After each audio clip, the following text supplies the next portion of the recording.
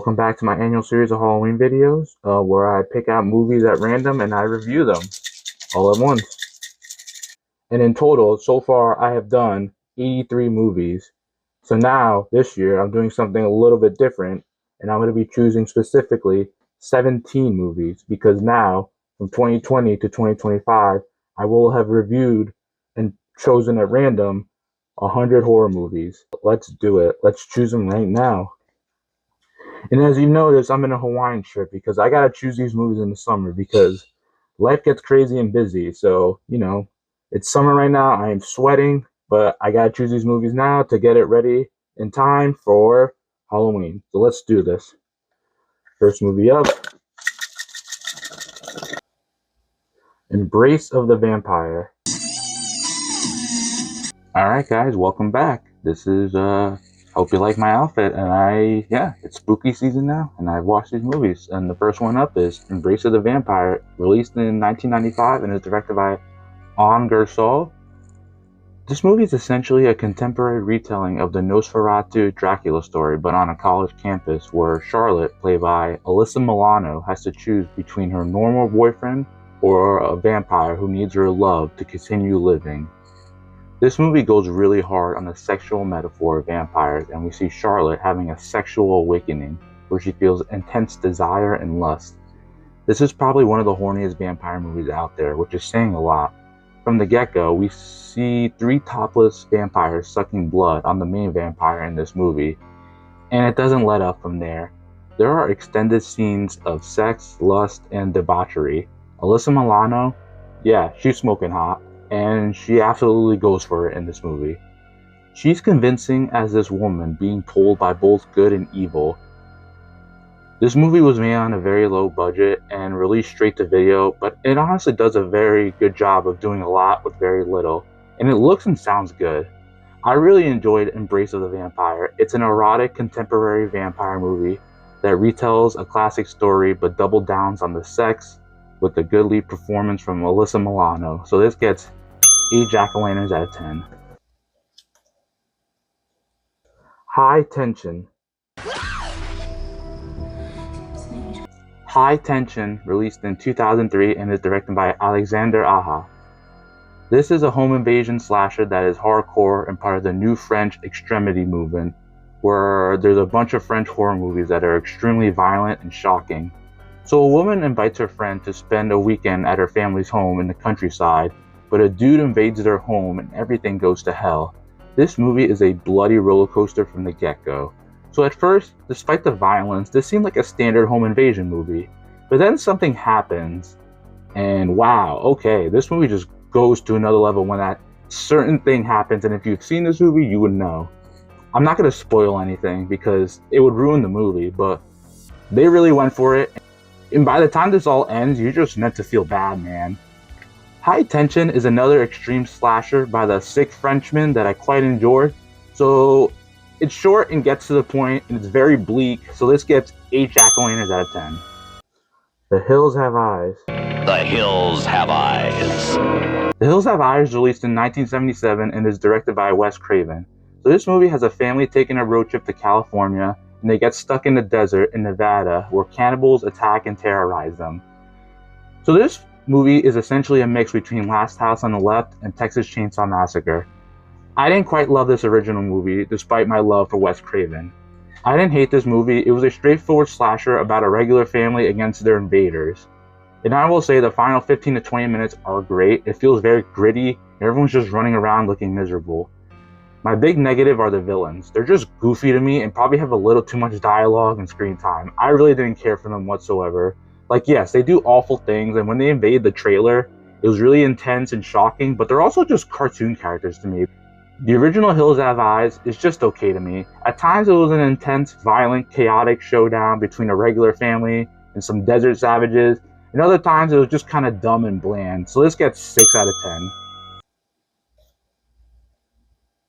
I Saw the TV Glow. I Saw the TV Glow, released in 2024 and is directed by Jane Schoenbrunn. It is about a boy named Owen who gets obsessed with the TV show and his reality forever starts to change. This movie is a very clear allegory on the trans experience and the potential horror of being uncomfortable in your own skin and the desire to change but being terrified to do so. Justice Smith plays Owen, and from the moment the movie starts, we see he's a social outcast who's having a very hard time connecting to other people. The only thing he connects to is this genre TV show similar to Buffy the Vampire Slayer that has lots of themes of femininity and reawakening. Justice Smith gives a great performance as this outcast who just doesn't fit in with reality. As the years go on, time doesn't seem real, and the highlight of his life is sharing this show obsession with another friend he watched this show with. As the movie goes on, reality gets even more unsettling and frankly really sad to see someone who is denying their true selves. I Saw the TV Glow is a very interesting film that a lot of people will relate to as a horror allegory for the trans experience. So this gets 7 out of 10 jack-o'-lanterns. Killer Clowns from Outer Space. Killer Clowns from Outer Space. It's crazy. Killer Clowns from Outer Space, released in 1988, and is directed by Steven Chioda. The title of the film says it all. Killer clowns from outer space invade Earth, and they want to rule Earth. I've never seen this movie until now, and I definitely see the appeal. The clowns themselves look so ridiculous and over the top, but they are very well crafted, and they have great lively performers in these amazing costumes. All of the tropes of the common clown are used here to help kill people in pretty hilarious ways. The clowns turn people into cotton candy and they harvest them. Their spaceship looks like a circus tent. The interior of the spaceship is very colorful and well thought out. They use balloon dogs as hunting dogs, and they throw pies to melt people. Like, this is insane. The movie's special effects actually still hold up too, especially the spaceship interior and the clown costumes. The moment Killer Clowns from Outer Space starts, you get this ridiculous title card that's so over the top, and you get a theme song that will just put a smile on your face because of how ridiculous it is. And from then on, we get an intentionally silly, colorful horror movie that commits to what it's doing, and it's definitely worth a watch. So this gets 7 jack-o'-lanterns out of 10. I Know What You Did Last Summer. Actually, no. I still know what you did last summer. Hey. I still know what you did last summer. Get hooked again. I Still Know What You Did Last Summer, released in 1998, and it is directed by Danny Cannon. This is the sequel to I Know What You Did Last Summer, which I did a couple years ago. Guess what? The killer still knows what Jennifer Love Hewitt's Julie James did last summer, so he somehow gets them to the Bahamas. The first movie is a very fun, well-made slasher with beautiful people. The sequel continues that, but we get Brandy and Mekhi Phifer. There's no Mekhi Phifer. Okay, so admittedly, this movie is a step down from the original because it's just stupid how the killer doesn't die in the original and has this laughably convoluted plan to get Julie and her friends all the way to the Bahamas. Despite how dumb this movie is, it's still pretty fun. First off, the movie visually looks really good. I miss when objectively mediocre movies could still be fun to look at and experience. Jennifer Love Hewitt is as energetic, committed, and beautiful as ever, and she has great chemistry with Brandy, who is honestly great in this movie. The kills are pretty fun, and when the hurricane hits the island, you really feel the intensity of the storm and you get immersed into it. And we see how miserable everyone is in this torrential downpour. Also, the way Mekhi Phifer says this line leading to this moment. I'm tired, I'm hungry, I'm fucking horny. And a young Jack Black is in this with dreadlocks, which is just insane. I Still Know What You Did Last Summer is a trashy but fun slasher sequel that looks good with an energetic, charismatic cast and a cool tropical island setting during a bad hurricane. So this gets 7 jack-o'-lanterns out of 10. In the Mouth of Madness. John Carpenter's In the Mouth of Madness. In the Mouth of Madness, released in 1994 and is directed by John Carpenter. Sam Neill plays an insurance investigator who is looking into the sudden disappearance of this horror author named Sutter Kane, whose books are a worldwide phenomenon that caused mass hysteria. From the get-go, the lines between fiction and reality are blurred, and we see Neill's character, John Trent, go gradually mad once he starts getting into these books. The direction and atmosphere of this film were definitely on point. I love the mix of Lovecraft's Hell on Earth monsters with Stephen King's New England Americana aesthetic. The makeup and monster effects are really good and definitely had similarities to The Thing. This is now the third Sam Neill horror movie I reviewed where he's gradually going insane. So my New Zealander king is something of a horror icon. I wanted to love this movie really bad. John Carpenter and this aesthetic I love, but I feel like it was just all over the place, but I would probably rewatch it again and probably like it better a second time. In the Mouth of Madness was a messy but very interesting, self-aware, Lovecraftian Stephen King homage where people become obsessed with fiction. Fiction becomes reality with mass hysteria, which isn't far from our reality. And it has great special effects and a good Sam Neill performance, so this gets 7 jack-o'-lanterns out of 10. The Blair Witch Project. The Blair Witch Project released in 1999 and is directed by Daniel Myrick and Eduardo Sanchez.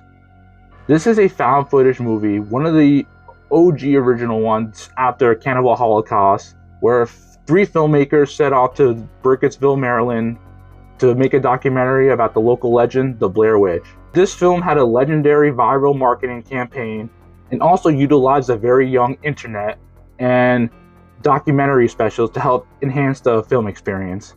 Like in 1999, with the internet being so young and people being just a little bit more naive, it was easy to think this was all real.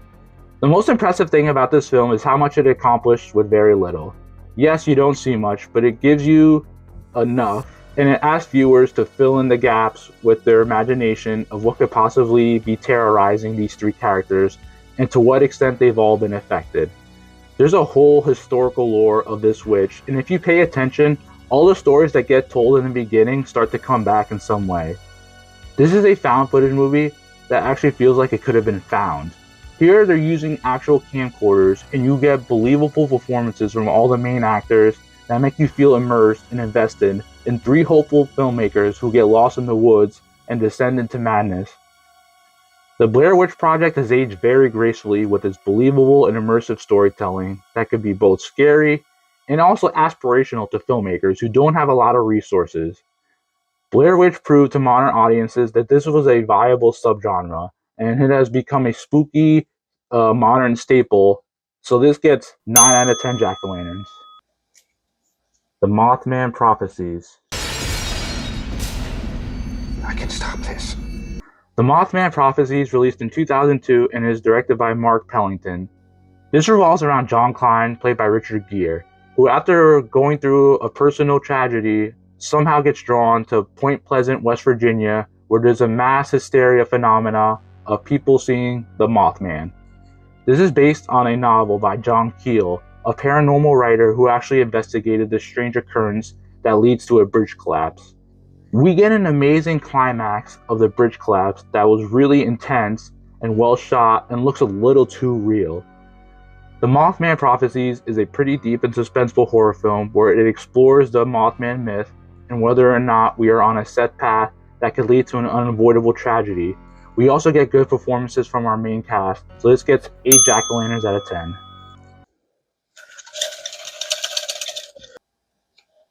Under the Skin.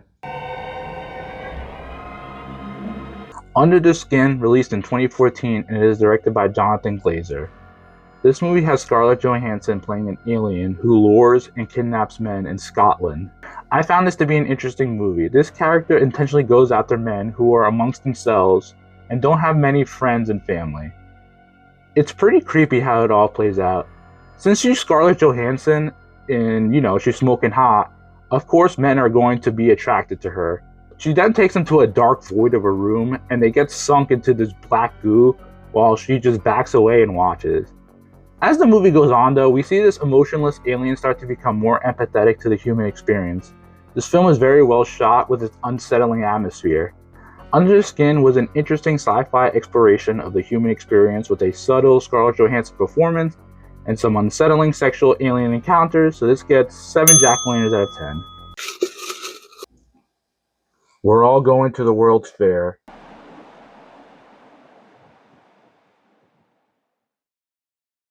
We're All Going to the World's Fair, released in 2021, and is directed by Jane Schoenbrunn, the director of TV Globe, but this came out beforehand. This is about a teenage girl who partakes in a cult internet trend of doing the World's Fair challenge that can allegedly change people. This is a very experimental film where there's extended scenes and sequences in the perspective of watching an internet video or watching the main character look at a computer screen.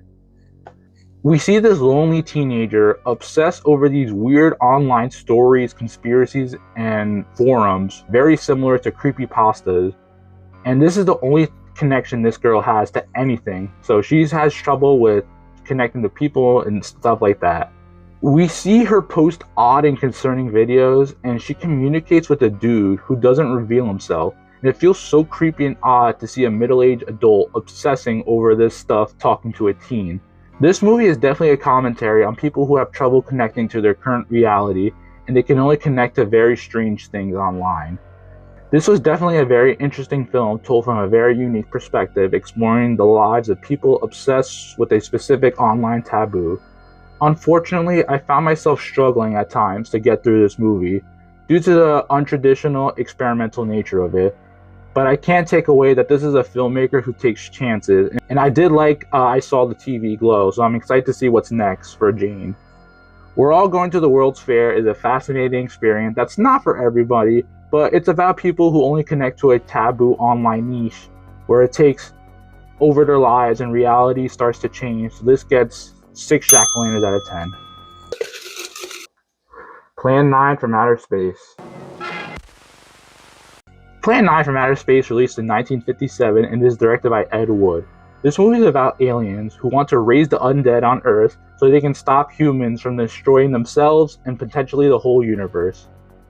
This is one of the most famous B-movies ever made. Ed Wood was a filmmaker who made low-budget films on his own terms and wasn't the most skilled person out there.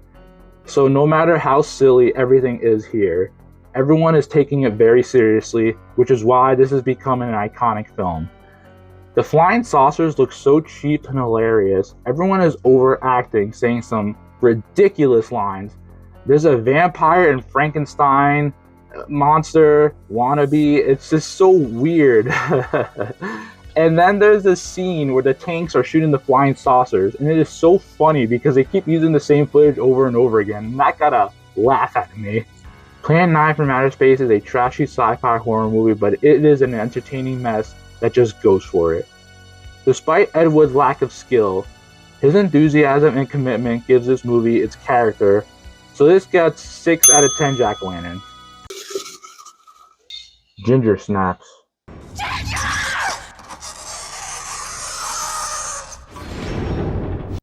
Ginger Snaps, released in 2000 and is directed by John Fawcett. This movie is about 2 outcast sisters in high school. One of them gets bitten by a werewolf while also navigating puberty. This is a very hard-edged, grungy horror movie where the dialogue is vulgar and everything just looks and sounds gross. The movie's gore and blood effects are so good to the point of looking too convincing at times. Also, if you are sensitive to violence towards dogs and movies, do not watch this movie.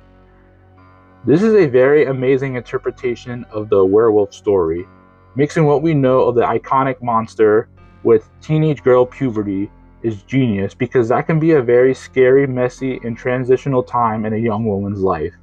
When you see the main character slowly transition to an uncontrollable monster that tears everything in its path, it's pretty scary. The costume and makeup are so good for the transformation. You see the horrific mix of human and wolf. Ginger Snaps is definitely not for everybody because of its extreme sensibilities, but if you're open to that, this is a hardcore interpretation of the werewolf mythology that's a commentary on female puberty, so this gets 9 out of 10 jack-o'-lanterns. House on Haunted Hill. House on Haunted Hill, released in 1959 and is directed by William Castle. A rich guy invites 5 people to a haunted house, and whoever survives the night in this place gets $10,000. $10,000 in 1950s money is probably high. I love the vibe of this movie. It starts with the 5 people coming in, getting introduced one by one, and we get this history of the house and the backstory of the characters.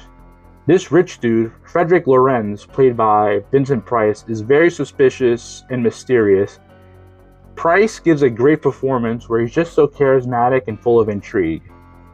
As the night goes on, spooky things start to happen and we question if this house is truly haunted or not.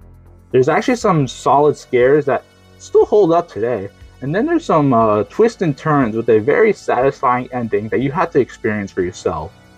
House on Haunted Hill is a very solid suspenseful horror movie with a great atmosphere and a memorable lead performance from Vincent Price, so this gets 8 jack-o'-lanterns out of 10. The Invitation.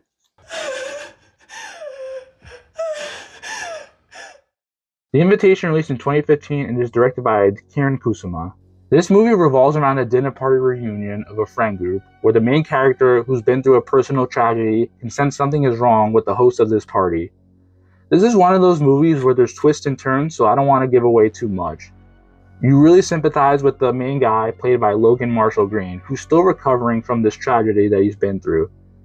And something just feels off about this party. The host of this party, with the main woman being the main guy's ex-wife, are weird from the get-go. The movie takes a turn when you realize what's going on at this party, and it becomes pretty unsettling and thrilling. I like how this takes place in a beautiful modern Los Angeles home, so it makes us feel like this could happen anywhere nearby, especially in a place like Los Angeles. The Invitation is a suspenseful thrill ride where the dinner party goes from weird to horrifying, with fun twists and turns and a good lead performance from Logan Marshall Green. So this gets 8 jack-o'-lanterns out of 10. The Ritual. The Ritual, released in 2017 and is directed by David Bruckner. 4 friends come together and go on a hike in the Swedish mountains and take a detour in the forest where they are terrorized by a monster. The cinematography in this movie is amazing. The mountains they are hiking on look beautiful, and when they get to the forest, it's all shot very well with actual good lighting at night. You know you have a good horror movie when you're into the story and characters before the spooky stuff starts.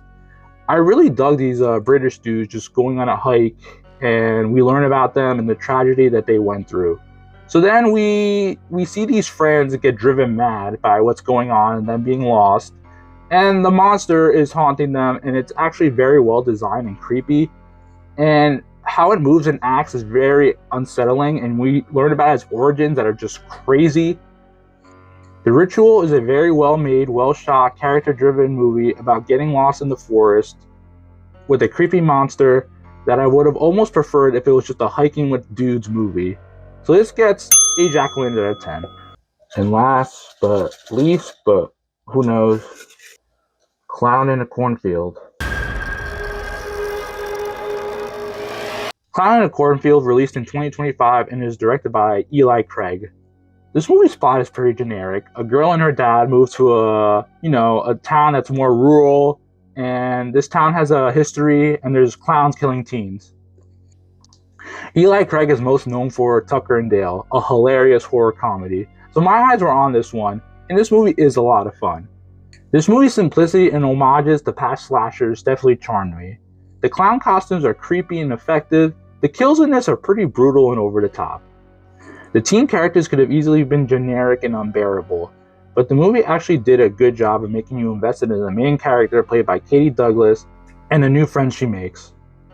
Like, you usually cheer for the main villain, this guy, to kill unbearable, horny teenagers, but in this one, you actually like them and they actually have a distinct personality. You get invested in them. Clown in a Cornfield is just a nice, fun clown slasher that has a little more to it than you would expect, with decent characters and fun kills. So this gets 7 jack-o'-lanterns out of 10. Alright, that's it. That's 100 horror, spooky themed movies over 5 years, and this is the 6th edition of my Nights of Halloween series. Here's the ranking of all the films I watched this year. So yeah, thank you so much for watching. I'm going back to 13 movies next year. No 31, no 17. So I'll be back, and happy Halloween, and keep watching those horror movies.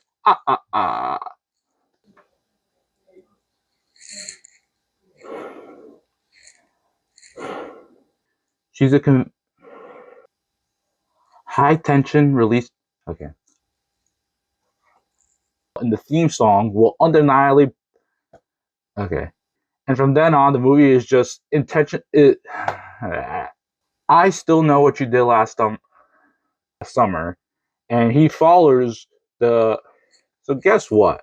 I still know what you did last summer is a trashy but fun sequel that looks good with as all right, that could lead to an unavoidable tragedy, and we could also in some unsettling sexual ginger slap. When you see the main character slowly transition to a girl and her dad. This movie's simplicity and its past. The teen characters could have easily. The main teen. The main teen characters could. But the movie actually did a good job of making them and the new friends she made. And they did it. And while the teen characters could have easily. The teen. And the movie did a good job of making them. Clown in a Cornfield is a nice, fun clown slash